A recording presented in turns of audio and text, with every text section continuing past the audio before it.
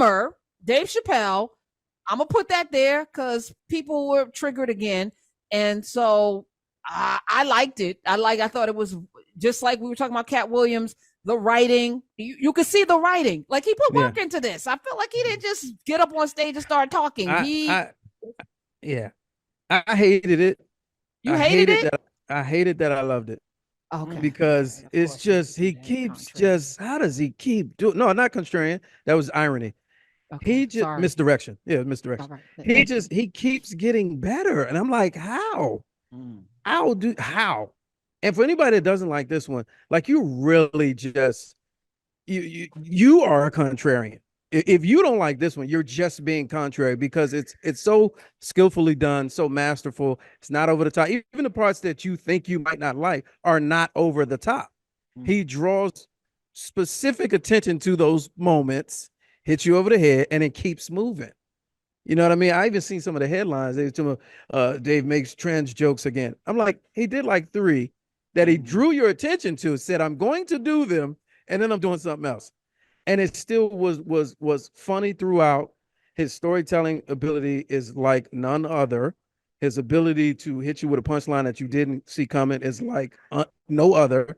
And just the ceremonial aspect of the symbolic aspect of him doing it at the Lincoln Theater where he did his first one was absolutely tremendous to me, especially being a local.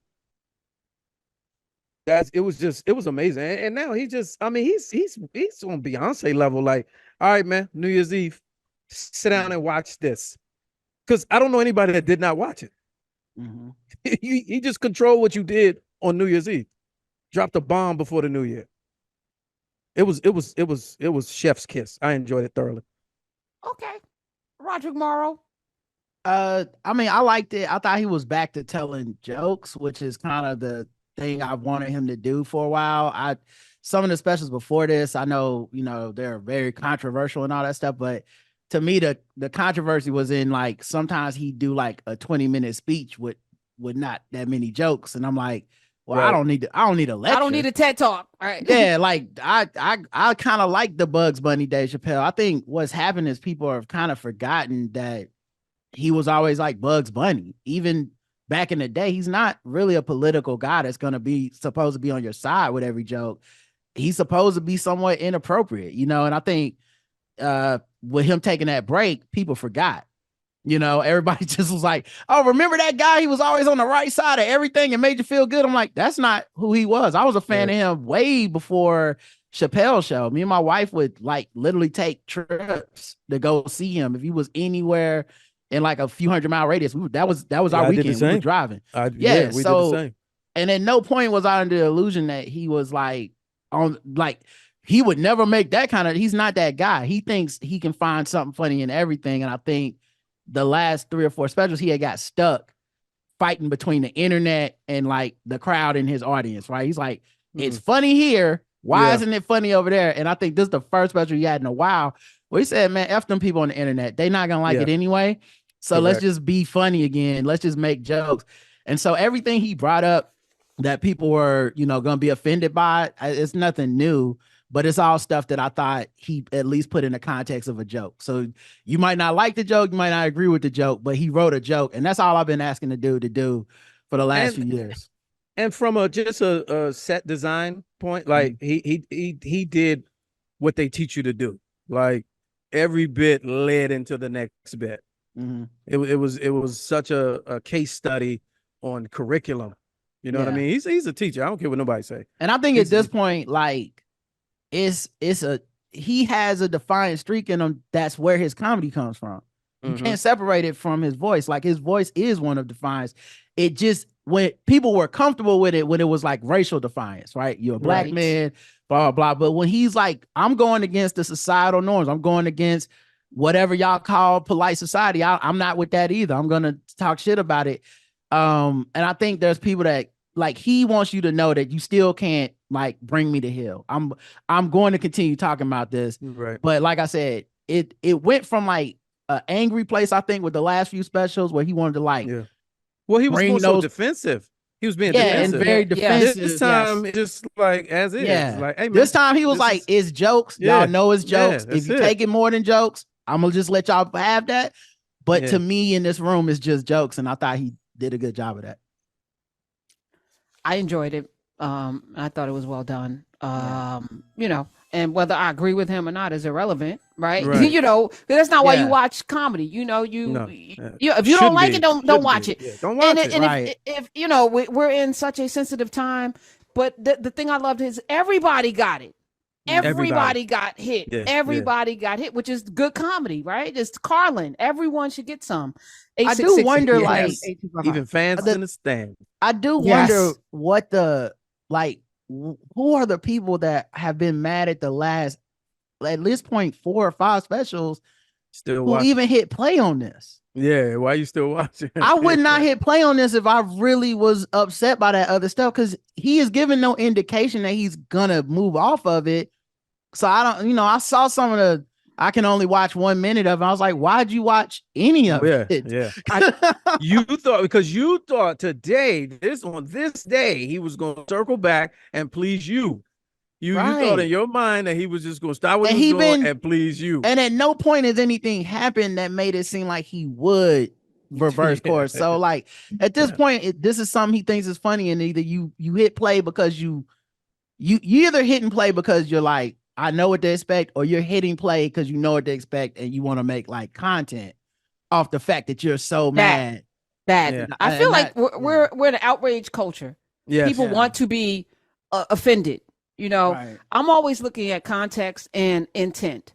You know, do you really think that Dave Chappelle is a man that hates trans people? Do you think he hates people who are handicapped? Do you differently able? Do you think that he hates, you know, whatever, whoever else he hit during this? Do you think he hates them? Are you being rhetorical? I don't know. I don't know. I don't I don't know him. I don't assume. No, I thought you were. Just I try not. I don't think. See, here's the thing, though. People don't. No one thinks they hate anybody. Like you know what I'm saying? Like, so I don't even know what the right barometer of that would be. And I don't pretend to know somebody through their art. Like, you gave me your art, it's a product. That's how I'm able to watch stuff, is to be like, I see. Like, it's why that's why when I come on here, you don't hear me like going in on celebrities and all that stuff, because I'm like, I don't know them. Like, Oprah could be evil or Oprah could be dope. I don't know. I just see what she do in the world when she's allowed me to see it. So So like, I don't know Dave personal politics. I know Dave got people that will tell you like, I'm trans and he cool with me. But I also know white people that I think are racist that got black people that'll be like, he cool to me. I don't. That's not my job to figure out what he really means. It's just, did you write the jokes or not? And he wrote the jokes this time. I got to give him that. But even to that point though, but what if he does? I don't believe he does. But just hypothetically, like, and then what? You know what I mean? Like, if you're that person, you just have, there are a lot of people that don't like me. Yeah. I think what it is though, is we're in a culture of like, our consumption is our activism for a lot of people. Yes. So you don't want to believe that he would believe it, just because that would mean you have to like stop consuming his work if you thought he really did believe it. But in a lot of ways, it also works backwards. When we like something, we then hold on to it and we won't admit like it has problems. And I think that's working too. Like, it's kind of like the NFL.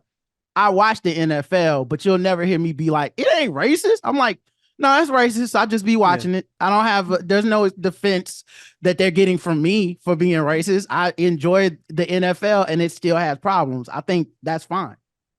Also, and then and I mentioned this earlier on a panel discussion that we had here about comedy. What gets lost in jokes and comedy is, one, the sensitive nature of society now. But let's go back to basics. All right. So Judy Carter, she wrote a book called The Comedy Bible and defined a joke as the sudden revelation of a previously unknown fact.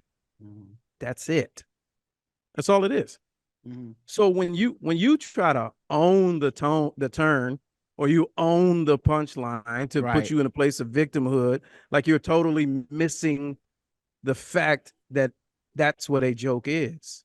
Yeah, I think also there's before the internet, I think before social media, there was a social understanding, especially from those of us that are comedy fans that go to the clubs and stuff, of like, this is a sacred space of experimentation.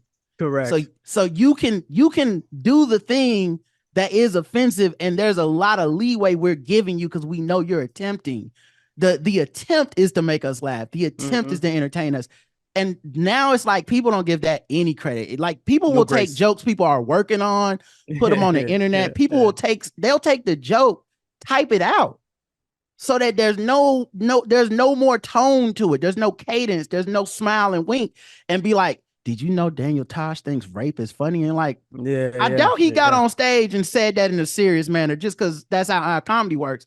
But I think, but I just know that that's how, like, if he's on stage, we typically give the comedian the benefit of the doubt. And I think the benefit of the doubt is basically gone with social media. And also Twitter killed it, social media, but specifically Twitter, because everybody's funny on Twitter. And it's the world's largest chat room, and everybody has to say. So now you show up live and see live. No, that's what it is. That's what they think. Yeah, that's what they think. So now you go to a show live, and you think you can talk out and fix jokes and correct in real time. And I'm like, I'm on stage. I saw 2 midgets the other day. They're not midgets anymore. We don't say midgets. Right. And I'm like, well, this midget on the front row, he's fine with it. So how are you? And it's the like, and it's the like and the retweet to them is more stronger than the laugh. Yeah, that's it. Yeah. You know what I mean? That's the new laugh. I said something. Yeah. I came in and I said something to the comic. Yeah. So I think that's why, when you hear people, comedians especially, like defend Chappelle so hard, I think it's because they see him as the guy that's fighting to still be Bugs Bunny. He's fighting to still be I'm on the stage and I get to say whatever the fuck I want, and you don't get to take it seriously unless I make it serious. And like I said, this special was the first one in a while that I felt like he achieved that this is not serious, because before it would kind of mess people up because he'd have moments of like super just 100% super serious, which makes it easier for people to be like, well, then you must have been serious about the other stuff, right? Because you said that. And I think this is the first time that I've seen him do a special in a while. I was like, it seemed like it was all jokes.